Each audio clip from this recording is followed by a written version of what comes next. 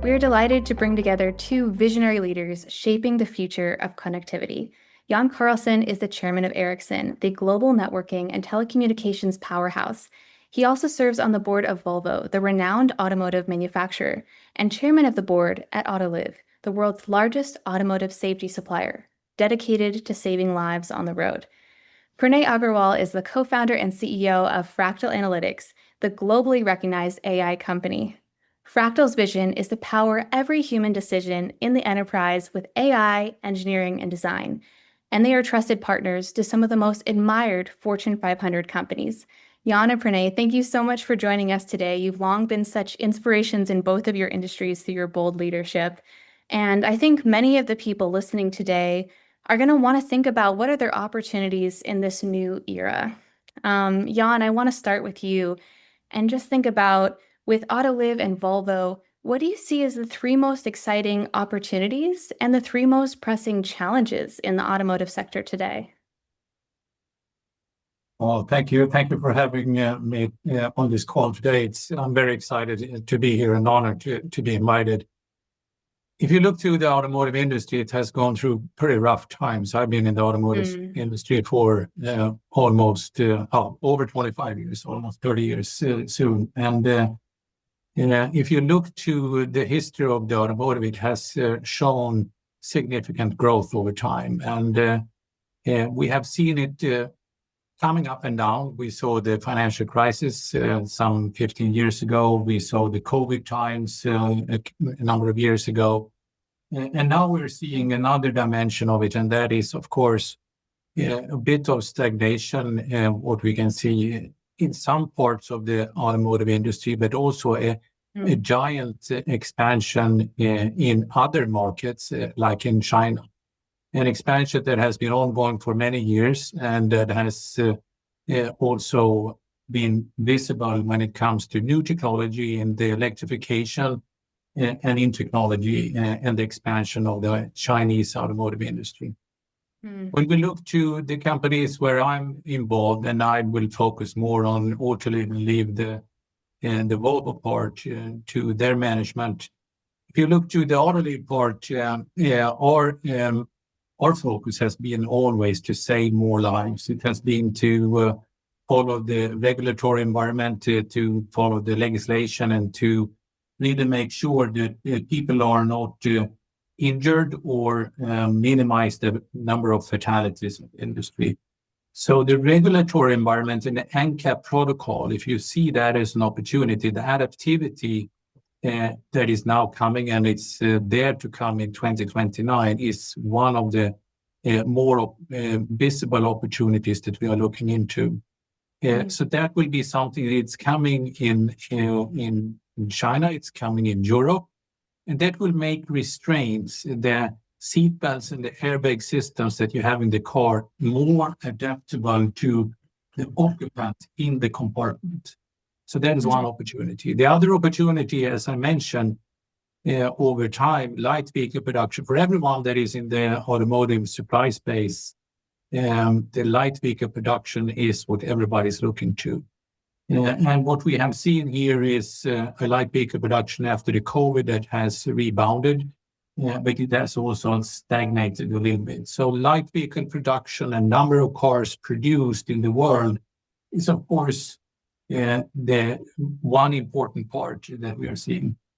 Another third thing for us in Autoliv is people are driving cars, but you have a lot of fatalities also outside the car. Two-wheelers, for instance, bicycles, pedestrians, etc. That is an area that we are looking into. You asked me for challenges, and I can't help to say that the uncertain environment and the tariffs and everything that everybody sees today is, of course, affecting us as well as everybody in this industry. We are also seeing the change, as I mentioned earlier, the change of China, the change of the Chinese expansion and the pressure, the commercial pressure that is put on supply base in the automotive industry is, of course, another thing that is, of course, a challenge that we have seen over many years, but maybe it's a little bit accelerated right now. So that's where we are. That's a wonderful way to frame the situation. And I know that there's a lot of wonderful opportunities, some of which you mentioned, also vehicle to everything, V2X, autonomous driving, breakthroughs, but then of course a lot of challenges that you mentioned, as well as, supply chain challenges as well too. Pranay, what are you seeing as some of the most pressing issues and opportunities within this sector? So, as Jan mentioned, I think one of the big opportunities is that I think in markets outside of US and Western Europe, there is still room for a lot of penetration and adoption. However, the model will need to change. Jan spoke about light vehicle production. I think in a lot of markets like China, India, other markets in South Asia, Africa, South America, etc., I think the model cannot be the large vehicle model that we have in Western Europe and especially in the US. So it's going to be, more towards the smaller. And I think that the traditional model of ICE-based automotive, I think that will also not be a model that will be, that easily expandable in other markets. So that a point that Jan spoke about on the electrification side, I think that's another thing. I think overall, there are some really exciting opportunities ahead. I think one, just from the standpoint of safety, because it is shocking to know the numbers. About 1.2 million people die every year in automotive accidents. And by some estimates, it costs between 2 to 6% of GDP across different countries. These accidents cost that. Just in the US alone, the number is about 40,000 deaths and about 300 billion in annual costs, direct and indirect costs. And that's like over 1% of the GDP. So I think that is a very big opportunity to fix. And we find that we have the technology now at our disposal, especially through autonomous driving and infusion of AI into the safety measurements of the safety measures of the car. I think the other big area that I think is exciting is that if you think about an area like autonomous driving, just in terms of impact on time and productivity. So the average American person spends about 50 minutes to 60 minutes every day commuting to work. And if autonomous driving could take away some portion of that burden, it opens up and anywhere like 60 minutes every day in everyone's life. If it opens up, I think that's tremendous, right? Yeah. And then I think the last thing which I feel excited about is that if you think about energy consumption, automotives and road transportation account for about 25% of global energy consumption. And with the help of AI and technology, if we can make that driving more efficient, whether that is electric or whether that is ICE, there is an opportunity to make energy consumption more effective by about 10 to 15%. It's something that nobody will complain about, whether you're driving a ICE-based car or whether you're driving an electric car, that if I can drive down, reduce my energy consumption by 10 to 15% for the same amount of miles, right? So these are some of the things that, I feel very excited about in the space. And then some of the challenges, as Jan has already spoken, that I think if we're going to move to the new model, it's going to take significant investments. I think the whole aspect of tariffs and the complex supply chain, I think that is that continues to be a big issue. Thank you for laying that out. And those are some really great statistics that you mentioned there as well. I think kind of brings us to how AI embeds itself in the conversation as well, too. And Jan, I want to ask you, how are emerging technologies such as AI transforming the safety landscape in your perspective?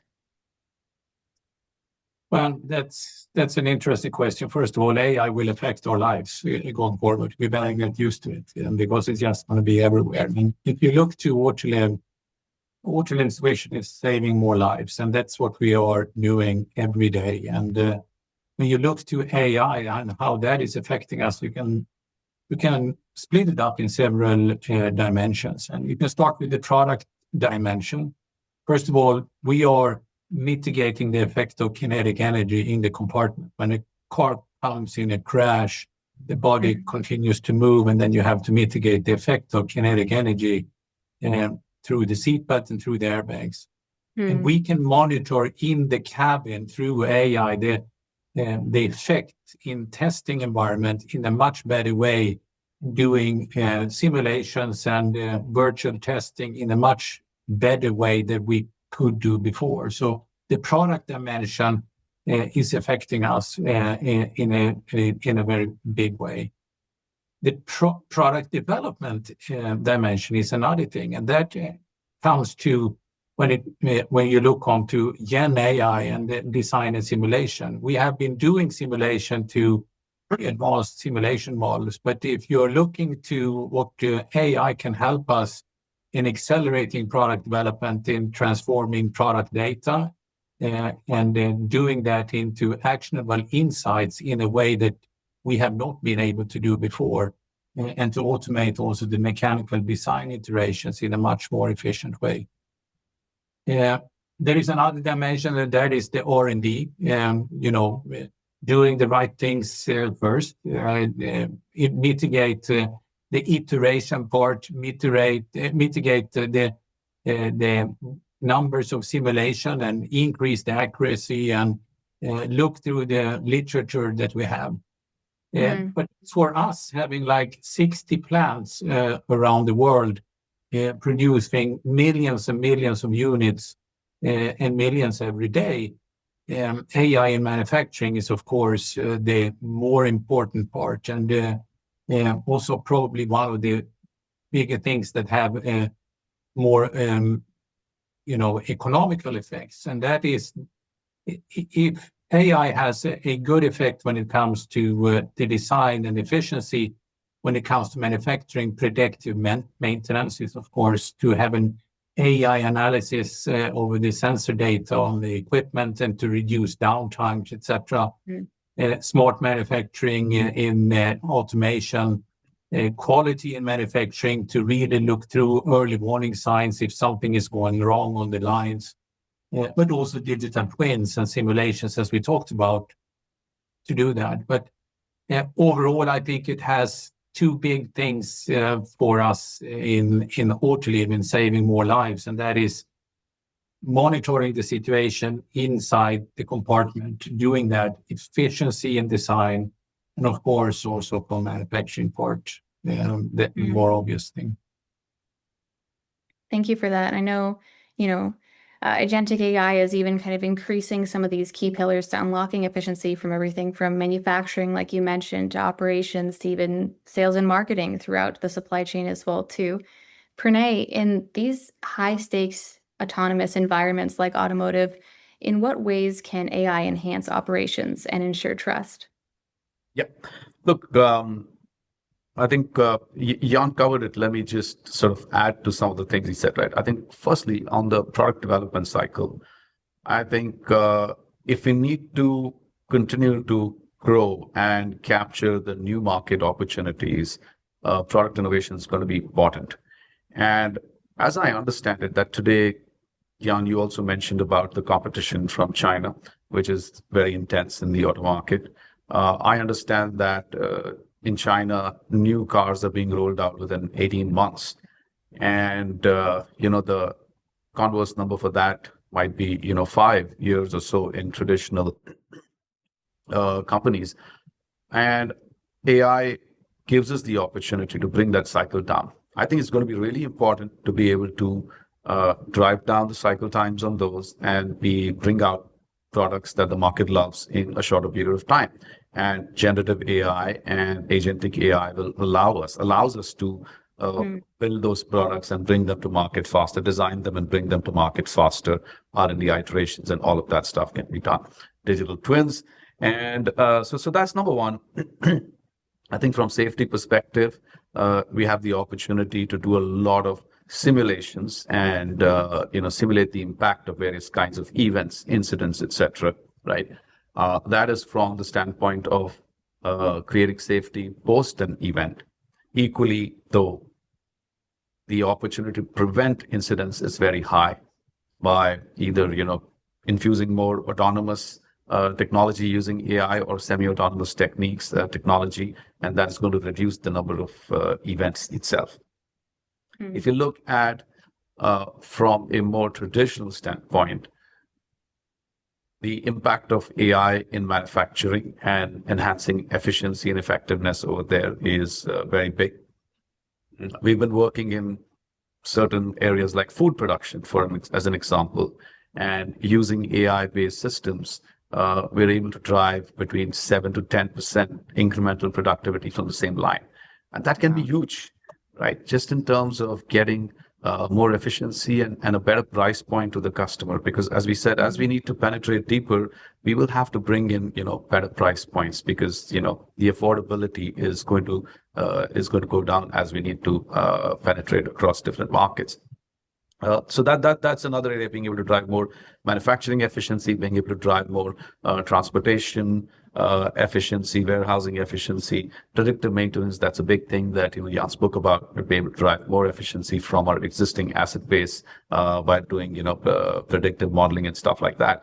So those are some of the big things that I feel AI is going to impact. Product design and rapid product release, safety enhancements, higher efficiency in manufacturing, supply chain, and so on. Of course, auto companies have been using this already for a long time in the area of sales and marketing. And I think that's going to continue.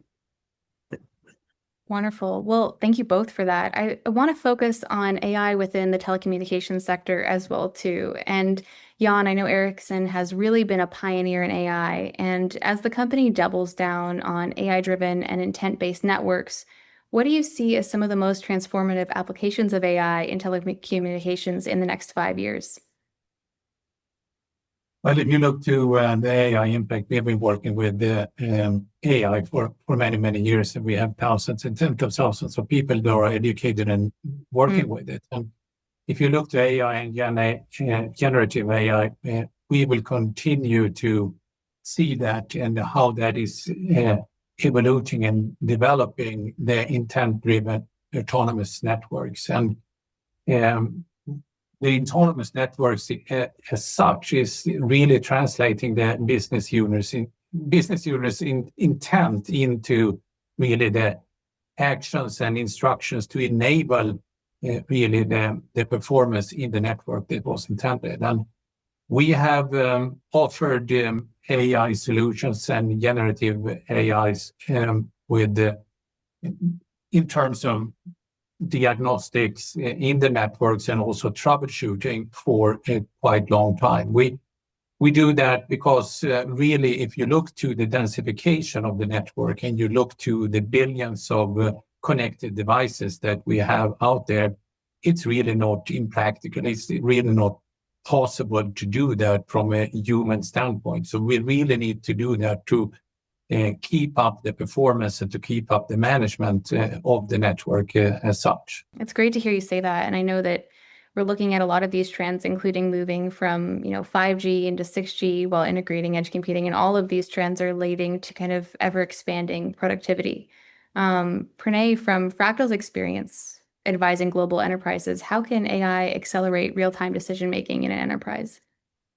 I think first thing is that it's really interesting, Jan, that you're so deeply involved both in the automotive and the telecom sector, because I think a lot of the advancements in the automotive sector are going to be driven by improvements in connectivity, and telecom is going to play a really big role as cars get more autonomous and you infuse more AI to the car, more edge computing, connectivity across multiple cars so that we can drive better road safety and those kinds of outcomes. So just from a telecom standpoint, I believe that especially in the more affluent markets, subscriber growth is no longer the path to growth for the companies. I think subscriber growth is kind of saturated. We're seeing some increase because of second lines. You take a business line and so on and so forth. But overall, the trend is very clear that subscriber growth is really slowing down. That said, the opportunity is huge in terms of enhancing usage, and with the advancements in AI and the usage opportunities are huge. Just in terms of expansion in consumption, whether that is around things such as video and streaming and stuff like that, to things such as connected cars, autonomous driving, things such as say remote patient monitoring, to remote surgeries, all kinds of applications, holographic communication, quantum computing. So all of these areas are coming up, and obviously telecom is going to play a big role in enabling that and driving that. And so to that extent, I think big opportunities in how the whole network capacity will be utilized and optimized, right? Because one model is that you keep enhancing capacity. Another will be that how do we optimize and make it more effective so that we can drive all of this consumption without having to linearly increase our costs. And I think there's a lot of opportunity there. I think also exactly what you said, for Ericsson to be able to leverage the domain knowledge and to also leverage the largest data sets in the industry, and to do that for improving the network performance and to increase the availability for AI to be efficient. Because at the end of the day, you have use cases, many use cases. You mentioned the self-driving cars, etc. You will have many use cases that are in need of connectivity. You can't have fiber connections. Many of them, or I wouldn't say most of them, but a lot of them will need connectivity. And that also means that latency, the lowest latency to be able to take the best efficiency out of AI models will be required.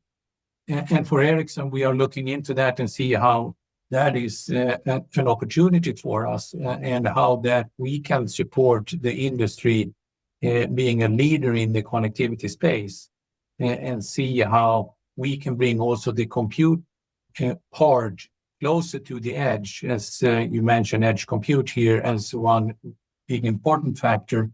When you have AI being a part of this will be an even more important factor for us, and that's something that we are looking into to see what we can do in this area. Jan, I have a question. Are you already seeing deployment of AI in things such as virtual networking? People talk of network slicing, and so that you can use the existing capacity to drive more throughput based on consumption patterns and stuff like that. Are you already seeing that? And can you tell us a little bit about that? We are seeing this. We're seeing this happening, and this is something that we are thinking about also going forward. How can we improve, and how can we be a part of this, and how can we improve this and this situation where you see the demand for low latency being a important factor when you design the systems. Wonderful. Well, I want to also touch on the topic of culture as we kind of embrace some of these changes as well too. And Jan, you've led and advised companies through transformative periods. And as we're now in this era of the AI revolution, how do you foster a culture that embraces change and experimentation while implementing new technologies such as AI? Oh, that's a very, very good question. It's a $10,000 question, more or less. But it's a question that is coming over and over again. And for those of us that has been around for a while, we have seen different shifts of technology coming in around. And there are no shortcuts to culture. That it takes time to change, and you have to embrace it. As a leader, you have to go in the forefront for the change.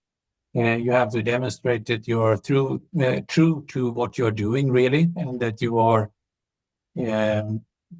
there to stand up for the values and for the actions. You have to cultivate an environment where people can feel free to speak up for the new things, because many times people ask for change, and when they got change, maybe that is not always so pleasant. So you have to be ready to stand up for that, really. And you have to also understand the organization's perspective on change. Where is the organization, and where is the company when it comes to change? Is the company in an upturn mode, or is it in a downturn mode? So it has a little bit of a difference also when change in a bigger thing is happening to your company. And of course, you have to really connect to the organization that this is something that is good for the company after all. But I have all respect for change, and driving change sometimes may say it's easier in bad times. Sometimes may say it's easier in good times. I don't know really, but change is always happening, and it's happening faster and faster. And that's the only thing, at least I have experienced over the years that I've been active in my career, is that change is going faster and faster. That's an interesting insight. And Pranay, what is your take on this?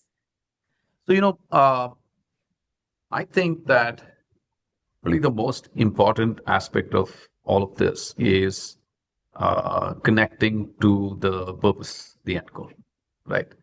I think all the business leaders in any company, whether that's an automotive company or it's a telecom company or it's a consumer products company, etc., they, of course, fully understand their business, right? They understand the business objectives, they understand the business value drivers, they understand the opportunities and the threats. And therefore, when these new technologies are positioned or they're explained in the context of driving business outcomes, I think then it becomes sort of self-evident and it's sort of a no-brainer in a sense. A lot of the conversation that I hear today is very much technology-centric. What can we do using AI? What can we do with Gen AI? How do we do, data governance, etc.? And that is actually, we have moved one level below before actually, driving the clarity and agreement on, why are we, talking about this, or, why should we do it? So, my approach is start with the business strategy, start with value first. What is the, what value do we want to create? What decisions do we want to make? And then when we move backwards from there to say that, how do we deploy AI, engineering, design to solve those business problems? Then I think we get the organization along. I also believe that in this context, top-down is really important. While it is very important that the whole organization embraces this and then eventually starts to implement this. But the real impetus and the speed will come when we drive that from the top and drive from the top embedded into the company's business strategy. So that's sort of, our experience on this. As we're wrapping up this conversation, I want to get both of your takes on what advice would you offer leaders starting their AI journey? I would say, I think, again, number one, which is that connected to business strategy. It is both about growth and it is about survival. And I think we need to understand this right at the top and say, this is our business imperatives, and this is how we embrace and deploy the new technology to drive business value, both from a growth perspective, as well as from a survival perspective, profitability perspective, everything. So I think that's number one. And I think then as you take that from the top, you can start to disseminate it across different parts of the organization, whether that is in the area of new product development, whether that's in the area of customer engagement, whether that's driving operational effectiveness, better decision making, or in the areas of creating disruption before you were disrupted, right? And then recognizing that all of these technology elements are tools that we use to drive our overall, business objectives. So that's one. I also think that, having said that, training and education are critical right from the top. So getting beyond just the first level understanding, getting beyond the level of being able to, share the terms, the terminology, etc., but really having a next level understanding of what this technology does and how it can, drive change in the business processes and the business elements. So I believe that level of training and education and different levels will be required at, different levels of the organization. But I think that is important. So because that makes people fluent on how to use the technology, and it also takes away fear of the unknown. I agree with all what you said, Pranay. I think if I look into this and what this has happened to us so far, I think act now. It's a simple answer. You cannot be fast enough. As a leader, as a company, you have to act as soon as you possibly can. You have to start with some type of clarity. If you're in the beginning of a journey, you don't know the whole journey that is going, but you have to be clear in what you think as of today it is, and then you have to be ready to change the plan. And if you look on AI, this is agentic AI. This is not about automation only. This is about orchestration. It's about something that is affecting the whole company. It's not about automating things. It's about orchestrating the way you're working. I think also what is important, you touch upon it, Pranay, I think the governance part is very, very important. As you said, it starts from the top, but you also have to make sure that the people in your company embrace this, and it must be trusted among the organization. Trust is a very important word in this case. And you have to make sure from the really beginning that you as leaders of the company trust what you're doing and make sure that the values that you have will not be affected by the transformation that is ongoing here. And you have also to upskill and also to empower the talent in the company, not to forget that the talent in the company that you have in there, all your people that you are employing and you're valuing so much, are embracing this and really understanding of it. I think those are the things. It's a lot of other things but technology. It's all about technology with the LLMs and everything that enabling this, but it's so much more that we as leaders have to work with. And that's what I think it's very, very important going forward. Well, thank you both. Those are really powerful messages. And thank you both so much for your time. I know that this advice is going to be really helpful to business leaders in this time of transition. So thank you both. Thank you. Thank you, Jan. Really appreciate your time. And thank you, Vanessa.